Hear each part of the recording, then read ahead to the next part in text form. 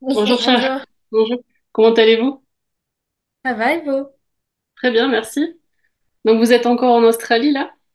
Oui, tout à fait. Je suis Oui. toujours à Melbourne. Vous avez Ouais. fini votre stage, ça fait combien de temps? C'était le mois dernier, à peu près il y a 3 semaines. Je suis venue avec mon copain ici, Ok, donc on a voulu continuer l'année du visa, en profiter au maximum. Et d'accord. voilà. Donc vous faites quoi maintenant? Vous travaillez ou vous voyagez? Vous faites quoi? Là, pour l'instant, je travaille sur mon mémoire de fin d'études parce que je dois le rendre fin septembre, mais à la fin du mois, on va partir de Melbourne et essayer de trouver un travail dans une autre ville. Voilà. On ne sait pas encore où exactement on va aller, mais Ok, donc vous allez bien profiter du Working Holiday Visa. ouais, Ok, donc vous avez la possibilité, pourquoi pas, de rester en Australie en fait. c'est ça. Ouais. Ouais, Il faut faire les 3 mois de ferme, mais ensuite exactement. vous pouvez rester.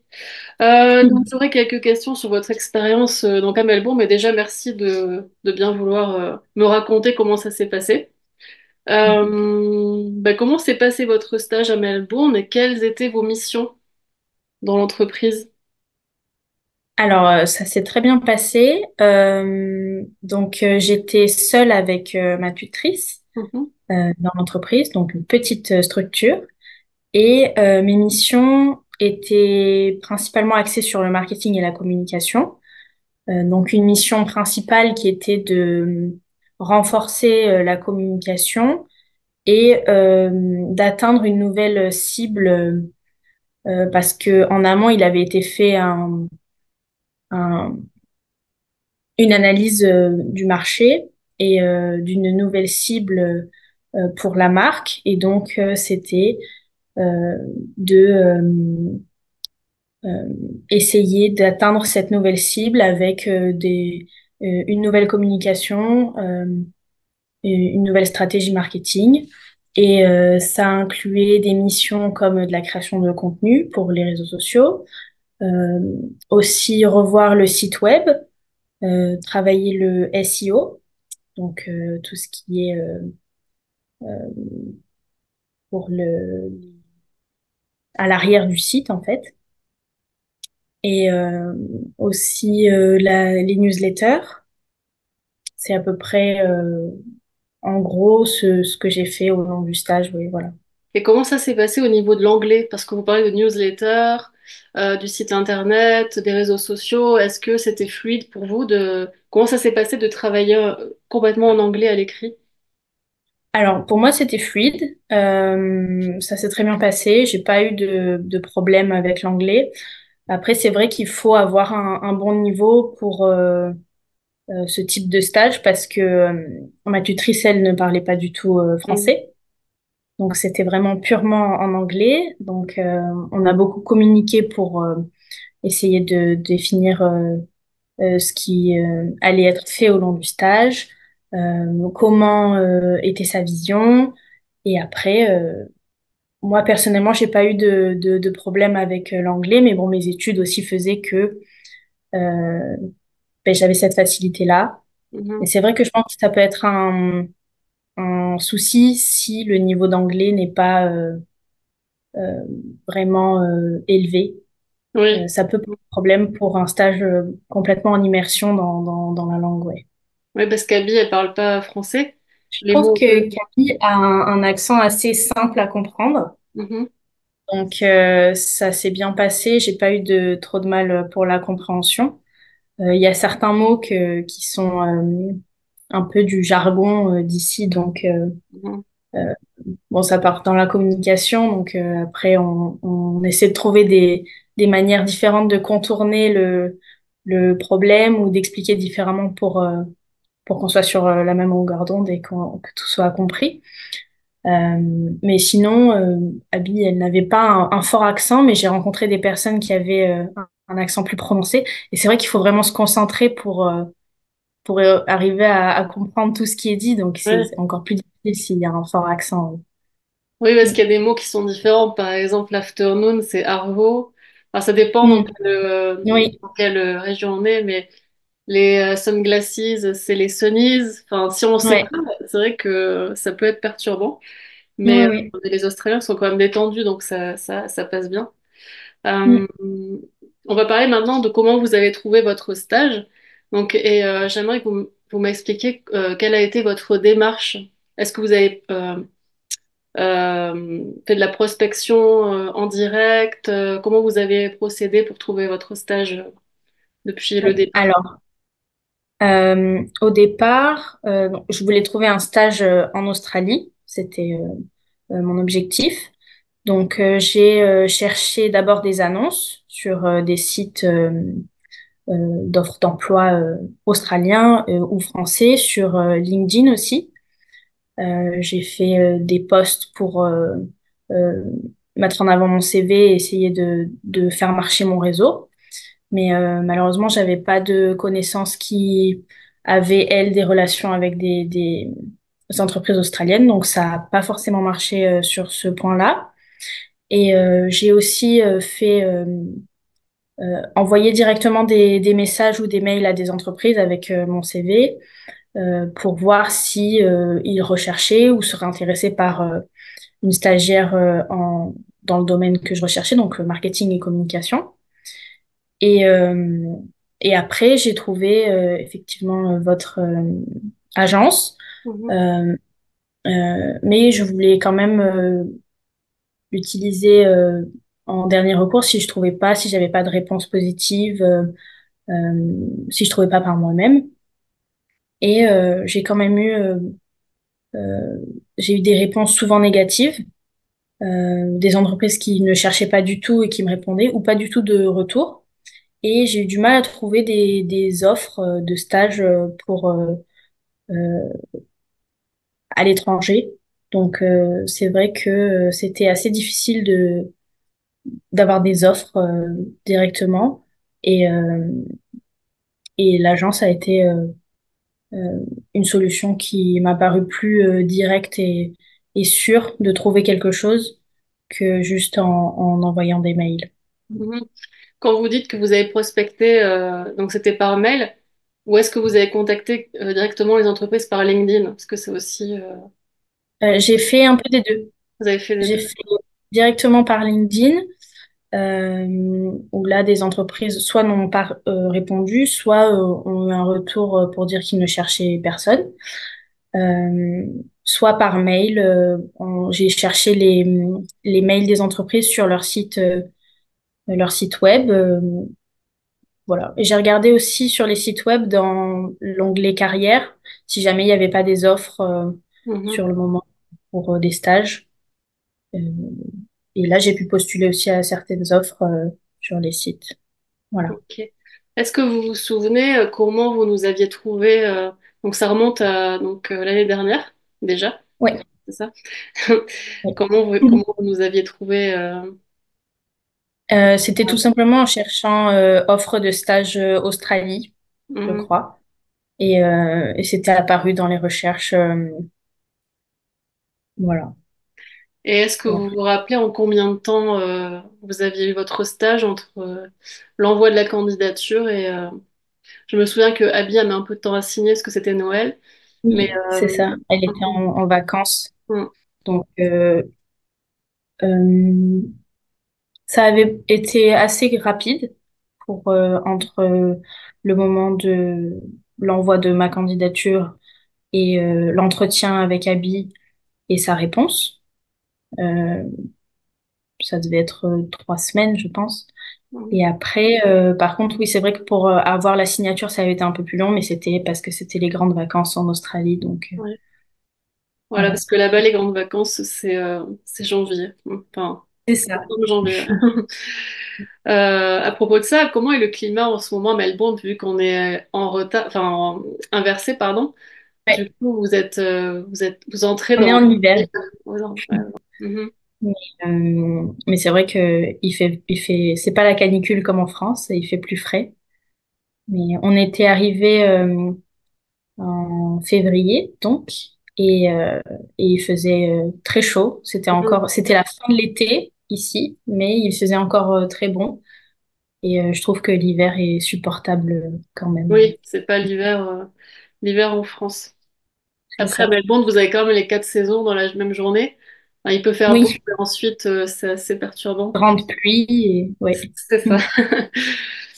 Euh, donc, est-ce que vous pouvez me parler de votre recherche de logement enfin, comment vous avez trouvé votre logement? Donc, vous étiez avec votre copain, c'est ça? C'est ça. Et comment vous avez fait? Est-ce que vous avez fait une colocation? Ouais. Alors, on ne voulait pas prendre une auberge de jeunesse parce qu'on cherchait sur du long terme. Mhm. Pour, mais je sais que c'est une option qui est bien pour ceux qui veulent faire arriver sur place, prendre une auberge de jeunesse et après trouver un logement plus long terme dans une colocation. Nous, on a fait des recherches sur Facebook. On s'est mis dans les groupes Facebook de Français en Australie ou de gens qui cherchent un logement en Australie. Et donc, tout simplement, en répondant à des offres sur les groupes Facebook, on a été mis en relation avec un propriétaire qui cherchait deux personnes dans son appartement.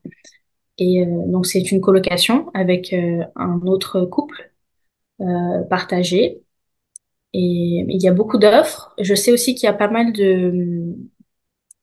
Enfin, il y a des gens qui ont eu des problèmes avec des offres sur les groupes Facebook, par contre. Donc, on a eu de la chance dans un sens parce qu'on ne s'est pas fait arnaquer.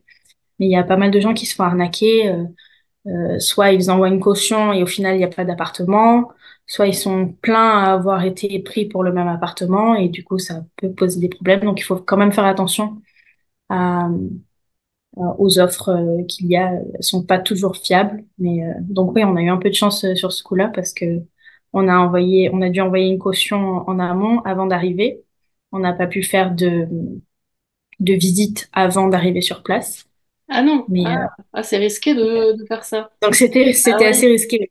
Oui, oui. ah oui. Donc c'est vrai que je pense que prendre une auberge de jeunesse pour arriver sur place et après faire une prospection et pouvoir visiter les appartements, c'est quand même plus sécurisé dans Mhm. ce sens. Mm. Ouais, après, il faut arriver bien avant le début du stage pour avoir le temps de le C'est faire. ça. Donc ça, c'est pas Mm. toujours possible. C'est Euh, ça. Là, dans mon cas, fin janvier finissait mon semestre. Et mon début du stage était une semaine après. Donc ça me laissait juste le temps d'arriver en Australie. Et donc il fallait que j'ai un logement. Et Ça fait juste après, ouais. c'est ça. Euh, Est-ce que vous pouvez me parler alors du coup de la vie à Melbourne euh, et la nourriture, le logement, combien vous payez par semaine et les différences qu'il peut y avoir avec la France? Parce que ça peut faire peur le coût de la vie en Australie. C'est une culture différente quand même. Mhm, Euh, donc ici, les salaires et les loyers sont à la semaine au lieu du mois. mhm. Et mais dans notre cas, on paye quand même au moins notre loyer.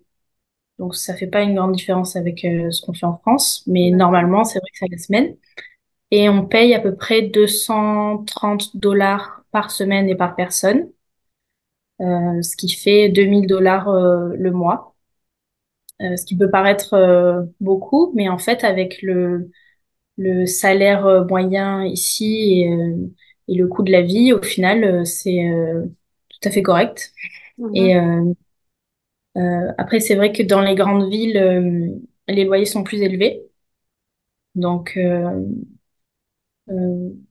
voilà. Mais après, au niveau du coût de la nourriture, par exemple, des courses, je trouve que c'est à peu près similaire à ce que on paierait en France. Et, euh, et au final, donc mon copain, lui, travaille. Et avec son salaire, on a l'impression que il y a un plus fort niveau de vie. On peut plus facilement mettre de l'argent de côté ou avoir de l'argent pour des loisirs ou des dépenses autres que juste payer son loyer et ses courses. Donc c'est assez agréable. Et voilà. Ok. Et il fait quoi votre copain? Il a trouvé quel type de job? Alors, il est soudeur, donc il a trouvé dans son domaine en soudure, dans une entreprise de soudure ici. Ok, mais ça, c'est pas un job qui peut sponsoriser après, non? Enfin, qui peut Si, permettre de rester. Ça, c'est oui, recherché oui, oui, ça, en oui, Australie. oui.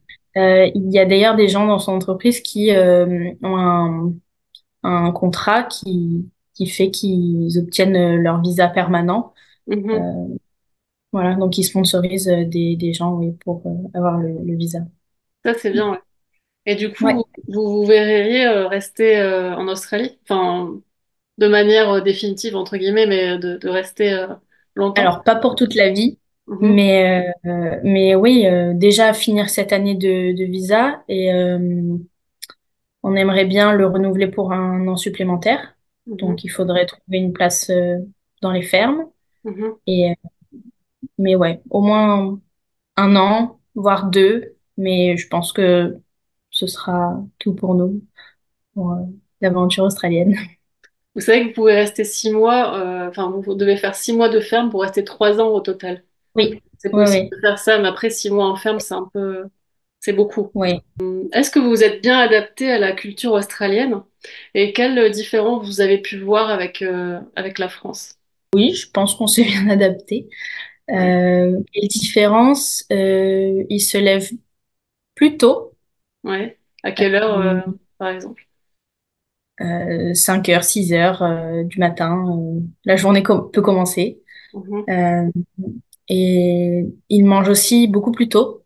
C'est-à-dire que les restaurants ferment à 20h30 quand nous, on irait normalement au restaurant. Donc, il faut manger plus tôt. Au niveau du Euh, sport, ils sont plus actifs, non? oui, aussi, oui, oui. Beaucoup Plus, plus actifs. Et ils aiment bien aussi sortir. Les sorties se font beaucoup plus tôt aussi. mhm. Tout est plus tôt, en fait, en général. La vie nocturne est plus tôt, les repas sont plus tôt. Et ils aiment beaucoup aussi aller au stade, voir des matchs c'est du footy ici. Ouais, faut tirer. C'est vrai que la place de la vie perso, je trouve, en Australie, enfin, le côté pro est moins important. C'est vrai que c'est moins important, mais ils privilégient quand même les sorties, le sport, Mhm. plus le bien-être, en fait, je trouve Oui. que chez nous. Dans quel quartier vous êtes et qu'est-ce que vous conseilleriez à quelqu'un qui arrive à Melbourne, pour choisir Alors, son quartier? ouais, nous, on est dans le South Bank. Ok. Donc, c'est un quartier artistique, un peu, de Melbourne, vraiment proche du centre-ville, donc du CBD. Euh, c'est assez calme et c'est plutôt agréable parce que il y a pas trop de bruit, il y a des musées autour, un grand parc. C'est plutôt, donc c'est si on veut plutôt du calme. C'est un bon quartier. Après, pour arriver, il y a le CBD, c'est là où tout se passe, hein, le centre-ville, où je pense on peut rencontrer peut-être plus de monde. Ça dépend en fait des attentes de chacun et de ce que chacun veut faire. Mais le plus dynamique, c'est le CBD. Il y a aussi un quartier près du port qui est recommandé parce qu'il est proche de la gare aussi. Mhm. Euh, Sinon, c'est très très grand, Melbourne. Ah, il y a Saint-Kilda aussi, Mhm. le quartier Saint-Kilda qui est plutôt dynamique, proche de la mer Mhm. euh, et très jeune. Il y a on croise beaucoup de Français et d'autres backpackers, donc c'est rigolo. Euh, donc ouais, ce seraient ces trois quartiers que je dirais pour arriver. C'est ce que j'allais vous demander. Vous êtes avec votre copain, donc il est français aussi comme vous. Oui, Donc oui. vous parlez pas trop français parce que je sais qu'à Melbourne, même à Sydney, il y a beaucoup de Français. Donc est-ce que Mm. vous avez amélioré votre anglais entre votre arrivée et aujourd'hui, ou est-ce que vous échangez essentiellement en français, j'imagine? Alors nous, oui, on parle essentiellement en français. Lui, arrivant ici, il parlait pas du tout anglais. Ah oui, Donc d'accord. oui, Ah, challengeant, ouais. et ouais. Donc moi, j'avais un très bon niveau déjà. Mhm. Après, du coup, tout mon stage s'est fait en anglais. Donc, je pense que j'ai quand même amélioré mon niveau grâce à ça. Donc, lui, il a eu un peu plus de mal au début, puisqu'il partait de zéro. Il a aussi eu un peu de mal à trouver du travail, parce que ça refroidit beaucoup les recruteurs, les entreprises, euh, parce que si on comprend pas ce qu'on vous demande, ben, vous pouvez pas forcément avoir le job. Mais du coup, il a appris de par lui-même. Et après, maintenant qu'il travaille tous les jours, l'environnement de travail fait que il améliore son anglais. Il peut parler avec ses collègues et ça se fait un peu tout seul. L'anglais vient, il y a de l'amélioration, oui. Ouais, parce que la soudure, c'est quand même des termes spécifiques. Donc, il faut quand même Mm, comprendre ce qu'on demande. oui, C'est ça. Pourquoi vous avez choisi Melbourne? Je ne sais pas si c'était votre choix de base ou c'est parce que oui, vous avez trouvé un stage à Melbourne, mais il me semble que vous m'aviez demandé Melbourne ou Sydney. oui, De... oui, oui. C'était parce que je voulais une grande ville pour commencer. Et c'était purement préférentiel de ce que j'avais vu sur les réseaux sociaux, sur les forums, les sites, des différences entre Melbourne et Sydney. Et ça m'attirait un peu plus Melbourne, donc c'était purement préférentiel Mais si Ok. j'avais trouvé un stage dans une autre ville, ça m'aurait convenu tout autant, je pense. Mais oui, Et quand c'était. vous avez comparé Sydney et Melbourne, parce qu'il y a une petite concurrence entre les deux Oui, quand même, oui. pourquoi vous avez préféré Melbourne? Enfin, dans les différences que vous avez trouvées, vous avez préféré Melbourne. De ce que j'ai vu, j'ai cru comprendre que Sydney était un peu plus superficiel Mhm. que Melbourne, et c'est ça qui m'a fait choisir Melbourne pour l'ambiance un peu plus tranquille, et c'est peut-être parce que je viens du sud de la France, ça m'a Ah oui. fait choisir ça, ouais. Non, mais Sydney, c'est beaucoup plus grand aussi. Donc, Mm. il y a beaucoup plus de Français déjà, Oui, aussi. aussi. Mm. Donc, je voulais vous demander si vous souhaitez rester en Australie, vous m'avez répondu. Et est-ce que vous avez visité pour le moment, du coup, vous êtes à Melbourne, donc vous n'avez pas Ouais, visité le reste de l'Australie? c'est ça. Ok. Et là, vous ne savez pas si vous allez, enfin, vous allez changer de ville, mais vous ne savez pas encore où. Oui, donc on veut acheter un 4x4 pour partir en voiture et on voudrait faire potentiellement un peu de la côte est euh, et après remonter vers Darwin. Mhm, On a eu beaucoup de choses positives là-dessus et qu'il y a potentiellement du travail mhm, pour les mois à venir. Donc c'est quelque chose qui nous intéresserait. Et mais on n'a pas exactement de plan fixe et on part plus à l'aventure. mhm. Autre chose, oui. Mais pour l'instant, ouais, on a vu que Melbourne, en long, en large, en travers. Ouais. Et, et voilà. Vous êtes allé aux 12 apôtres, voir les koalas. On a été voir des kangourous pour le moment et sur la liste en prochain, il y aura les koalas, ouais. Mhm. Ok, super. Ben, merci pour votre temps. On a déjà fait le tour, je pense, à moins que vous vouliez ajouter quelque chose à votre témoignage. Euh, je pense que si quelqu'un hésite à partir à l'étranger pour son stage, il vaut mieux le faire, que ça devienne pas un regret Mhm, plus tard de pas avoir sauté le pas. Parce que l'étranger, c'est une bonne expérience, quelle qu'elle soit. Euh, Ça forge beaucoup le caractère et ça apprend beaucoup de choses de sortir de sa zone de confort et de son cercle familial ou de son cercle d'amis, de rencontrer de nouvelles personnes et de vivre des nouvelles expériences. Donc, je pense qu'il faut foncer et il faut le faire si jamais on hésite, quoi. Mais super, Charlotte. Ben, bonne continuation en Australie. Merci. J'espère que vous pourrez vous faire sponsoriser, vous ou votre copain. Parce que si votre copain se fait sponsoriser, vous pouvez rester avec un visa Mhm. de facto, vous pouvez rester, donc c'est super. On peut penser que c'est compliqué d'immigrer, enfin de rester là-bas. Mais c'est vrai que quand on a le bon job, on peut arriver à Oui, se faire sponsoriser. Il y a beaucoup de monde aussi qui essaye de rester là-bas. Et après, le travail en ferme, ça peut permettre de rester 2 ans, 3 ans. Les études aussi peuvent aussi, on peut rester quand on commence ses études en Australie. Donc c'est assez intéressant.